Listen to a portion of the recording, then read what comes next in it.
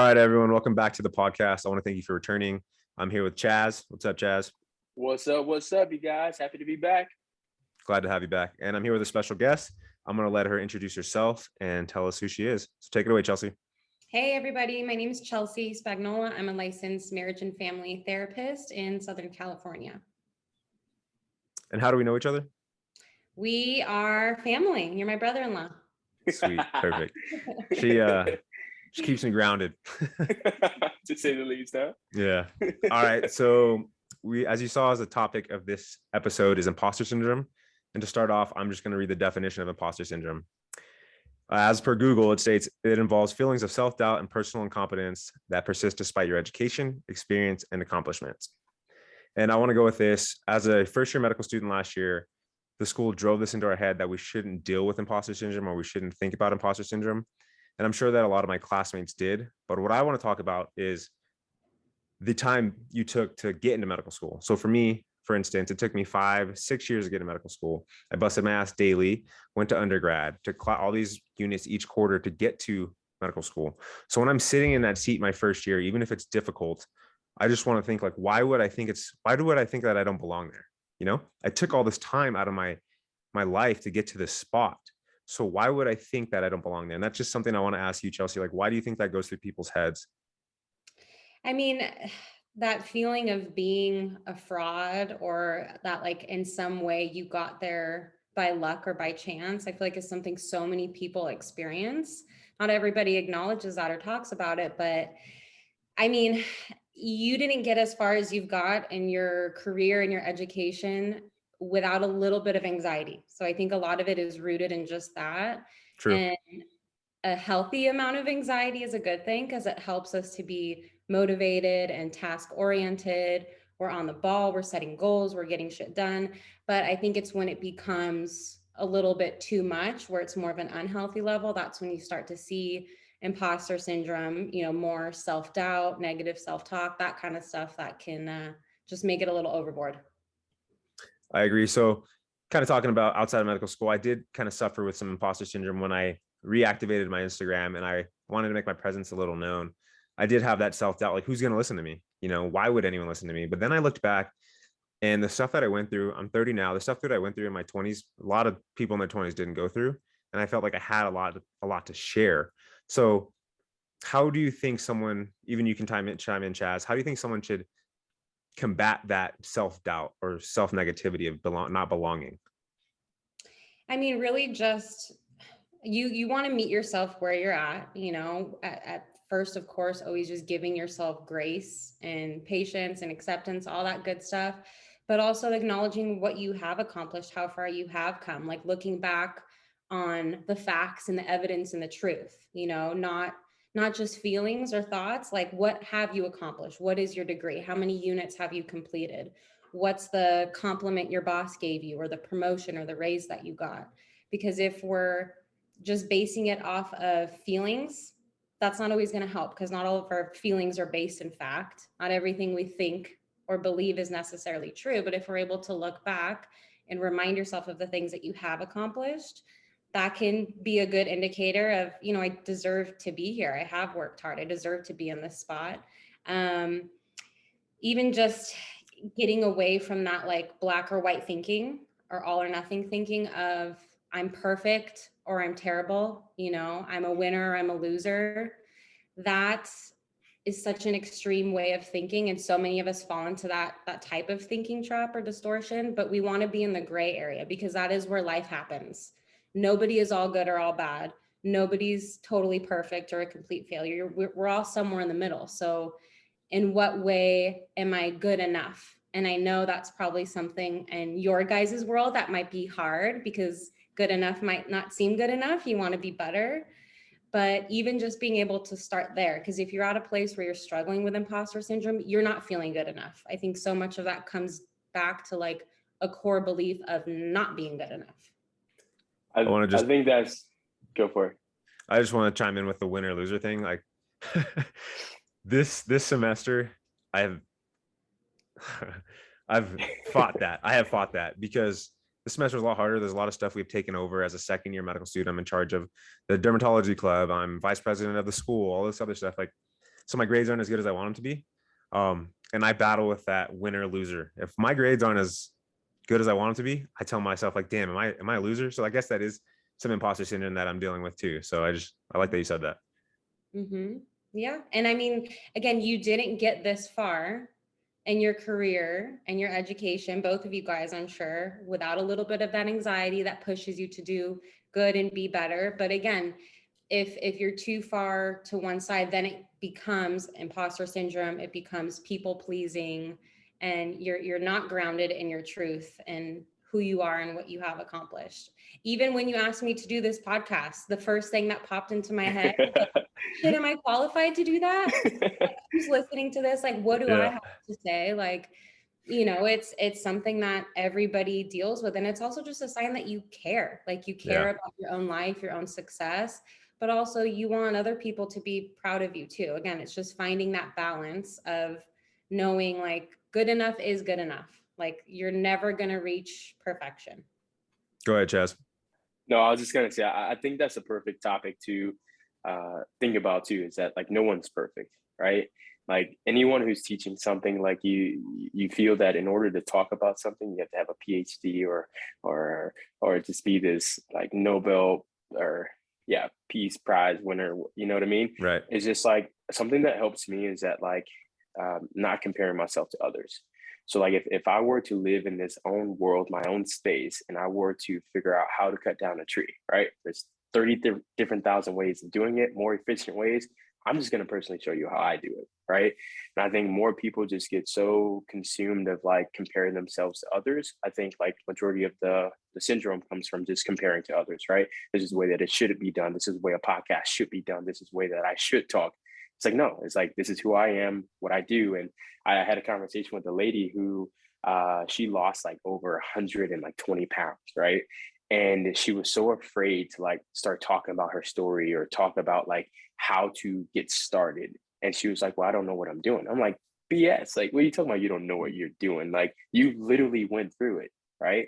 And it's like, just because she didn't have this perfect image, right, of a body that she thought she should look like, she can't talk about it.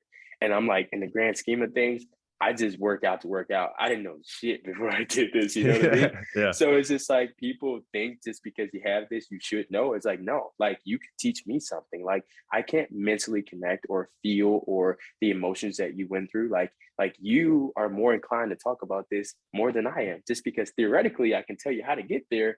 I've never been through that fire myself, right? So it's just like, I think when people start comparing themselves of what that image of whatever that topic should be, then they kind of shy away from it. So I agree with that. My thing is though, I don't think when I think that I'm like a winner or a loser, sometimes it's not that I'm comparing myself to me. It's just I hold myself to such a high standard. I'm sure all of us do. We're all kind of like that uptight personalities of we want to be better all the time. So sometimes I have to just remind myself like, dude, it's life, things happen. Yeah. Not always going to be perfect, but yeah. So I've fought that off a lot these last 6 months of this semester. Yeah. Yeah. And you want to have realistic expectations for yourself too, because if you are setting the bar so high and you're not able to stop along the way and like notice the small victories and praise yourself again for how far you've come to just be in the moment and be present and grateful for where you're at now, that long-term goal, whether it's attainable or not, seems so big and so far out of reach that it's hard to keep the motivation to continue going, but sometimes if our expectations aren't realistic at all, we have to adjust that because we're setting ourselves up for failure if you have these perfectionistic standards. The other thing that I wanted to touch on, you mentioned like how the client you were working with was getting into a lot of those like should statements. That in itself is a type of cognitive distortion, the shoulda, coulda, woulda type of talk. And in my practice, I like to call that like shooting on yourself. I just think it sounds funny, like shitting on yourself. Exactly what you're doing. But when you do that, I should have done this, I could have done this, if I would have just done that, that does absolutely nothing but make you feel like shit, because there's nothing you could do to go back in time, to change anything, do anything different. It just makes you feel like shit. So if you can come back to the present moment, here's where I'm at, here's what I got to do. What's the next step? What's something small, simple, realistic to keep me moving forward? I like that. So kind of back to that the lady about the 120 pounds lost. So you were saying that she felt like she couldn't talk about what she went through. Yeah, like it's crazy. Yeah. So I always like to say like knowledge is power. But again, as you said, the lady, she's the one that lost 120 pounds. Like we know fitness in our own sense, but we never lost 120 pounds. So that knowledge that she has is her power to share with other people. And again, you, like you said, just you went through it, you did it. So you do have the background to talk about it. So I like that. Yeah, a lot of it too is just invoking belief in them, like that you can, do this. And something that goes back with, setting a goal and stuff like that. It's like I feel like if you're able to set like little systems, for me, I feel that I can talk about certain things. Like say for instance, one of my thing is like time management, right? As we started at noon, right?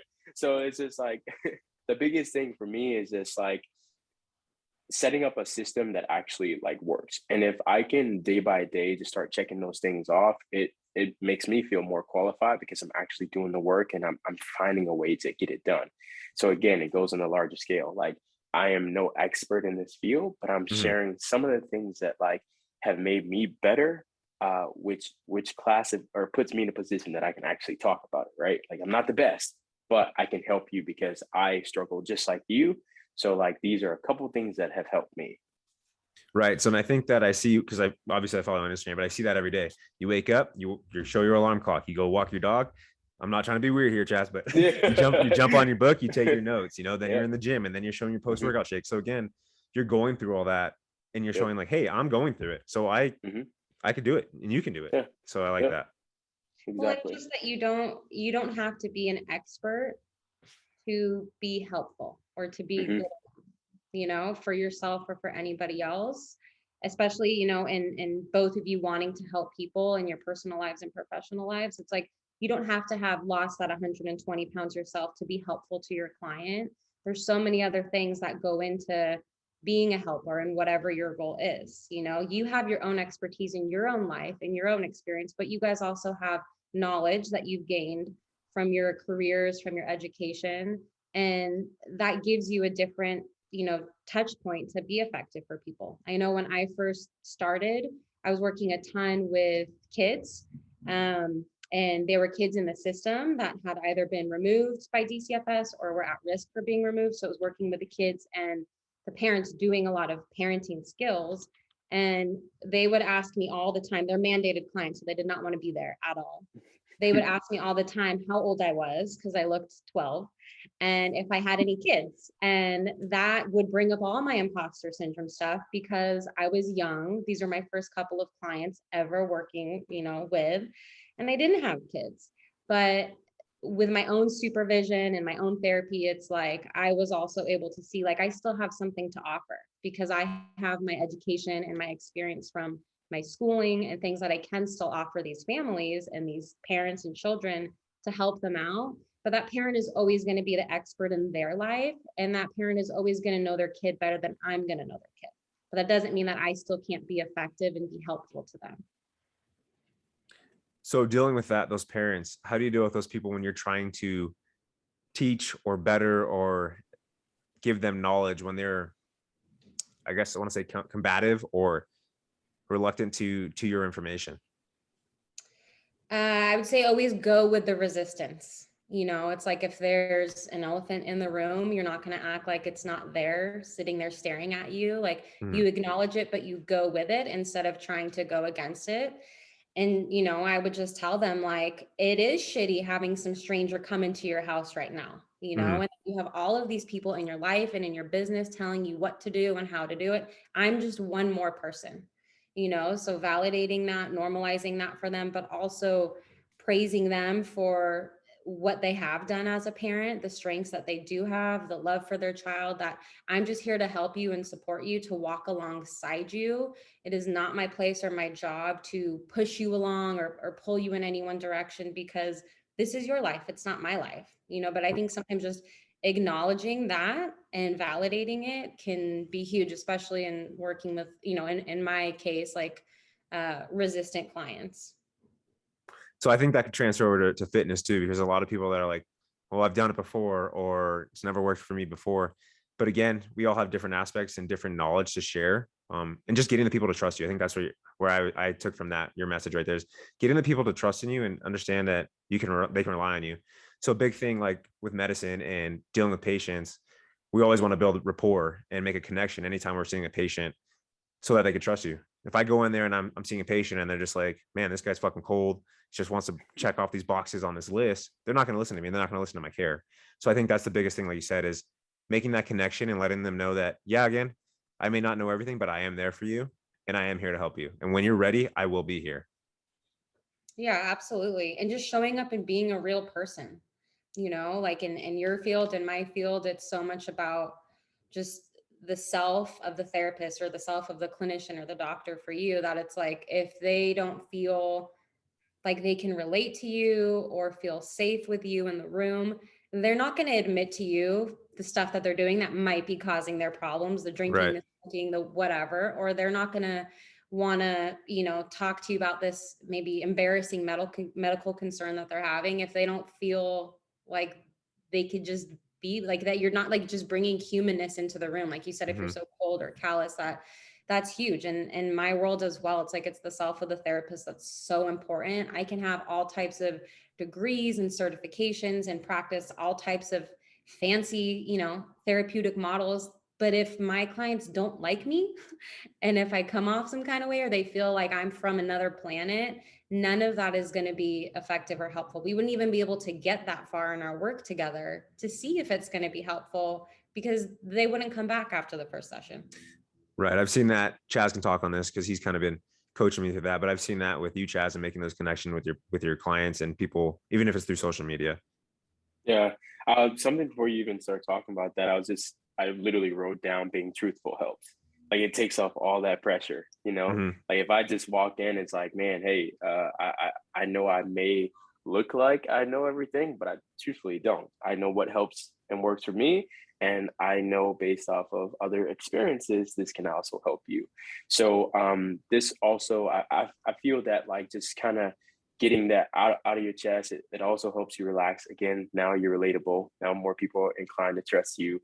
And it's like the biggest thing with the imposter syndrome is that like you feel that pressure, like you should know everything, but really like you don't have to know everything. And just being truthful and just starting with that, leading with that foot, now everybody's just like relaxed, you know what I mean?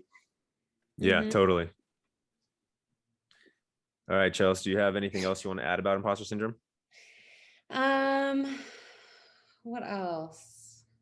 No, I mean, I think I pretty much covered it all. I mean, as far as like, I guess, ways to cope with it or deal with it, besides just like acknowledging like it's here, it's having an impact on me, it's normal, it's Mm-hmm. okay. Starting there, but affirmations can go a long way. Um, just thinking about what you're needing. So a client that I was working with the other day, he works for a major league baseball team as a coach, and he was having an interview, and he was extremely anxious about it and having all types of imposter syndrome. And mind you, he's already been working for this team for a couple years, so they already like him, they want him to interview for the position, but he's having all types of imposter syndrome. So we had a talk about what he needs to bring with him into that interview. And if it was calmness, if it was bravery, if it was courage, whatever it was, and repeating those affirmations to himself or a mantra. And I don't know what it is about the way our brains work, but there's a lot more power and I guess behind it if you address yourself by name. So if it was for myself, I would instead of saying, I am calm, I am confident, I deserve this, I'd be saying, Chelsea, you are calm. Chelsea, you are confident. Chelsea, you deserve this. It sounds like it's coming from someone else, and we all love a little bit of external validation. We can all take compliments from other people easier than we can from ourselves.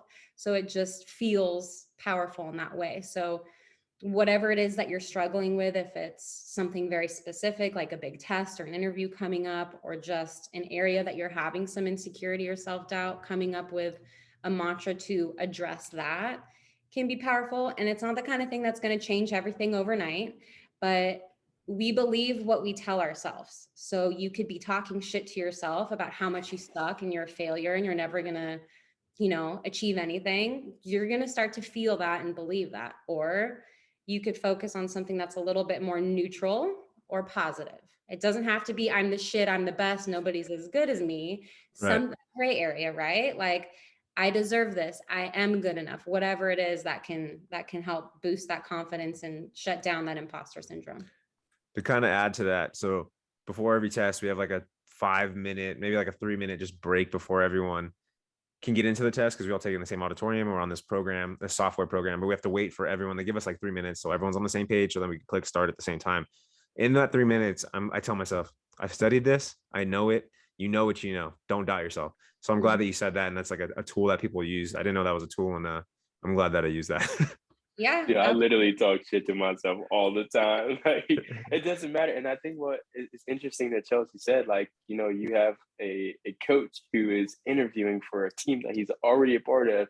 Like, it happens at all levels. Like, people think like you're the low of the low, and like I shouldn't be talking about this. Like, clearly, like they even want him to interview for that. Like, it happens to everybody. So I think taking that in consideration, and even the self-talk, like, and I can just relate it to something I know best, but it's just like working out, like executing a movement for like Olympic weightlifting, right? I remember when I was going and competing, and like, you literally get 2 or 3 chances, right? I was competing and qualified for my Olympic trials, and you step on stage, it's like, oh shit, like everything goes blank.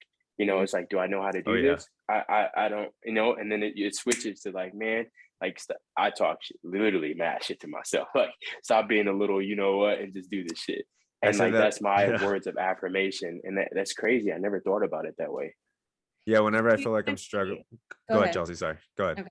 You do want to be careful with that, though. The whole, what is it, like break yourself down to build yourself up?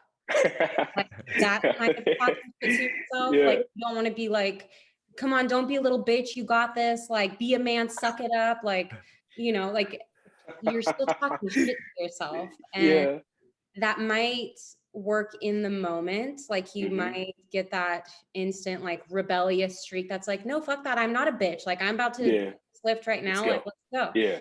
But you're still talking shit to yourself, and we believe what we tell ourselves. So if you're always motivating yourself by putting yourself down, that's still, it's such a disservice to you and your overall sense of self and self-esteem, that you would be a lot better off in the moment and long-term if you're praising yourself, reminding yourself of your strength, of your victories, how many times you've made that lift, no problem, those kinds of things, where you're not, again, tearing yourself down to build yourself back That up. makes a lot of sense.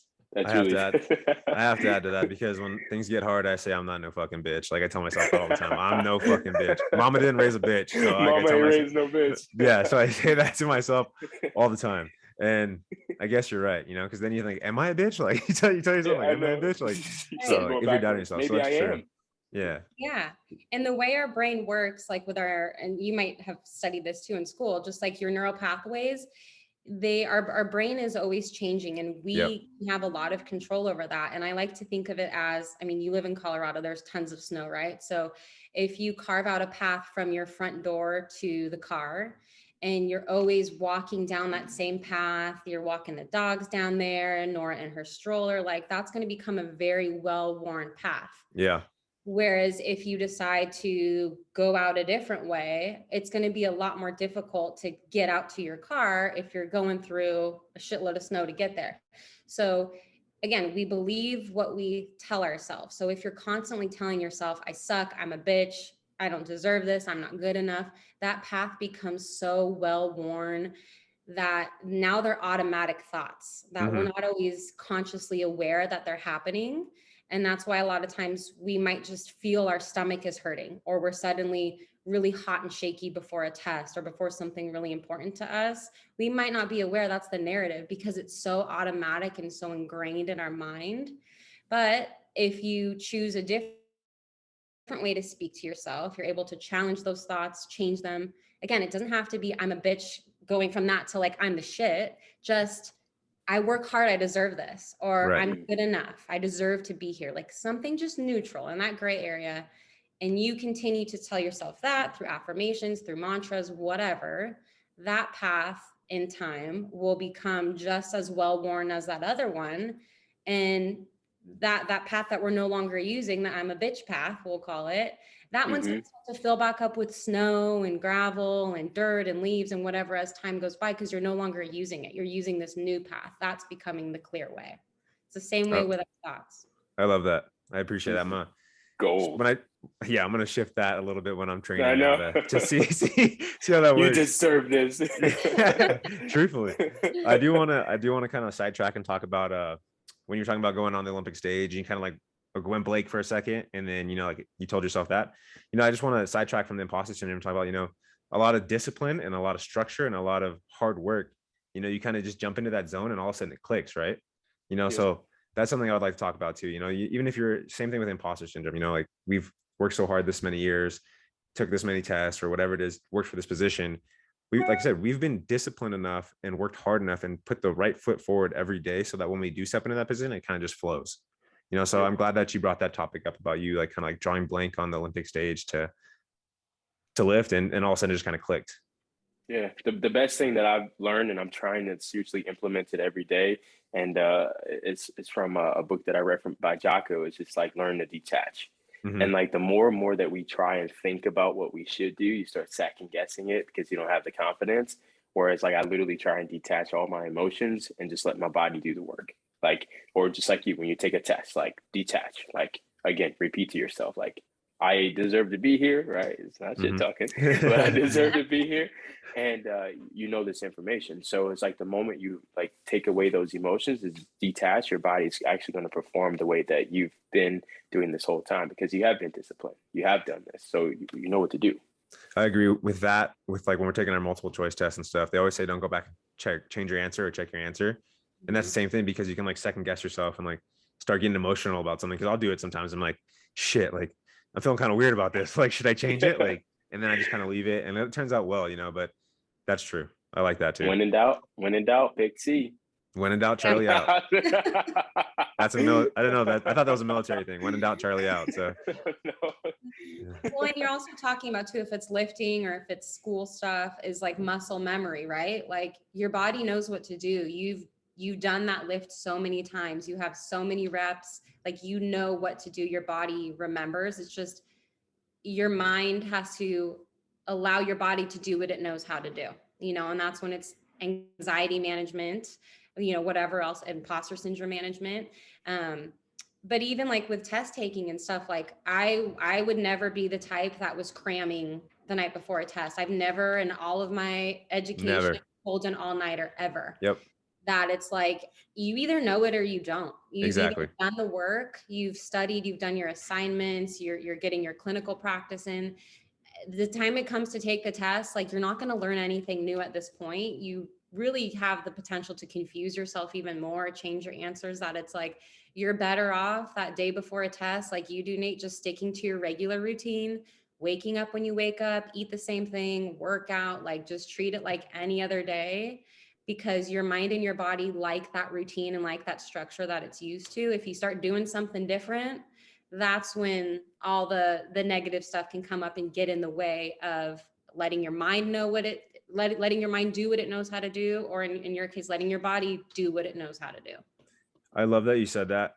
I have 2 points I want to make off that. So a lot of people, I'm not saying a lot of people, but a lot of people are like, dude, you train before the test, like an 8 o'clock test in the morning. I'm up at 3:33 every day. So during test day, I'm going to keep my routine, still go to the gym, still train, get home, shower, get my food ready, and go take my test. Because like you said, if my routine's thrown off, then my whole brain's thrown off. Yeah. So I'm just like, holy cow. So like, I think again, the routine, the discipline, the sets you take in, the steps you take in, the amount of studying you've done, it's all there, and you doubt yourself. So that's when I want to lead to my second question, or my second point. My first year, we did all online tests. I sat at this desk in the corner of my room and took all these tests. No one was around. No one was sneezing, all this other stuff. I couldn't hear people sniffling. No one told us there was a 30-minute mark left. We shifted to going in person. I'm getting anxiety talking about it right now. Actually, my heart's racing. We shifted to going back in person. I got test anxiety, and I've never had test anxiety in my life, because now all these people around me, all these people are sneezing and asking for napkins and coughing, and like my first few tests weren't that great. And that's the anxiety of not being in my environment and not having that routine. So again, I like that you said that. And I've built myself or my routine back to understanding how I take my tests in person. Mm-hmm. Yeah, and that's a good reminder too, that there's always going to be things that you can't control, right? Can't predict, and you can't control what you can't control. There's no point in focusing on that. You just have to focus on what you can do or what you can control. So in that moment, how do I stay calm? How do I not become so distracted by the guy next to me sniffling and sneezing? And my taking my exam, which is like a 4.5 hour multiple choice exam. It's at one of those testing centers that are supposed to be pretty controlled and quiet. No, everyone there is taking a different test. So I don't know what the guy next to me was taking, but he was huffing and puffing. He was like ferociously like erasing shit on scratch paper.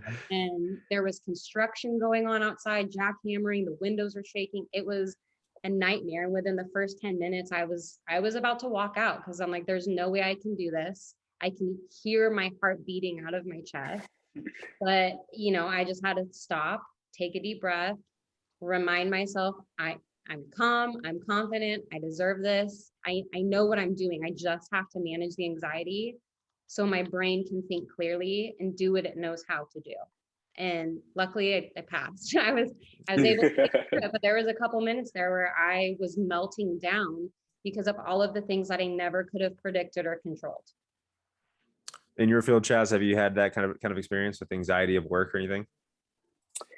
I mean, not necessarily, man. Like I truthfully believe like what Chelsea was saying earlier, if it's out of your control, it's out of your control. Like, and I just try to remind myself of that. Like, I actually had this talk to my girlfriend a little earlier. It's freaking anxiety of everything that's going on, right? And it's just like literally, if you can't control it, like it's done. Like, so I personally have pride myself on that. And I guess it kind of ties back into the imposter syndrome. Like that was one of my bad areas that I have like really needed to increase on. But like if I truly know I can't control it, then I truly just forget about it. It's done. That's true. I've been, like I said, this semester I've been working on that with myself, trying to improve that. Because there's times where just things aren't going to go your way and they don't go well. And I still kind of do it. I give myself like 24 hours to be pissed off and just not sulk, but just like be mad. And then at that 24-hour mark, how am I going to change what I did to be better?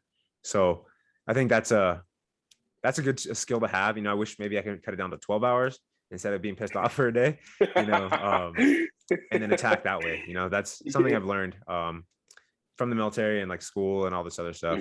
So I think that's another tactic that people can use when they think things don't go their way or they're feeling like they don't belong. Give yourself a day to be mad and like, how can I be better? Or I've had all the skills. How can I implement them? Yeah, and it's okay if you need a day. Like that's your perfectionist. That's like, if it was 12 hours, that would have been better. Like now I'm a bad sulker. And it's like, no, if you need a day, you need a day, and that's okay. That's fine. But you're right. We want to sit in it. We want to acknowledge what we're feeling, work through it, not just be so quick to brush it off or avoid it. But you don't want to bathe in it. You don't want to get stuck in it to where now you're ruminating or you're obsessing and you're getting into that shoulda, coulda, woulda type of talk like we were, speaking on earlier. Shitting on yourself. Yeah, shitting on yourself. It's not going to be effective. That's just going to make you feel terrible, but also has the potential to derail you in the present moment and in the future with whatever's next. And in your program, like you don't have time to sit there and be upset about the quiz that you took yesterday because you probably have one today too. Yeah, exactly. Yeah, I think that's a big thing that I want people to learn and maybe take away from this little segment is how can we improve and how can we get better and find that avenue and attack it. I like it. We can wrap it up. Do you have any final thoughts, either of you? We'll go with you, Chelsea, first. No, that's it. What about you, Chaz? Same. That's all, man. Well, this is a gold. I appreciate you coming on, Chelsea. If you guys enjoy this, please share it. Please comment. Please give us reviews. We want to improve, and we will probably be pumping out maybe what do you think, Chaz? One a week?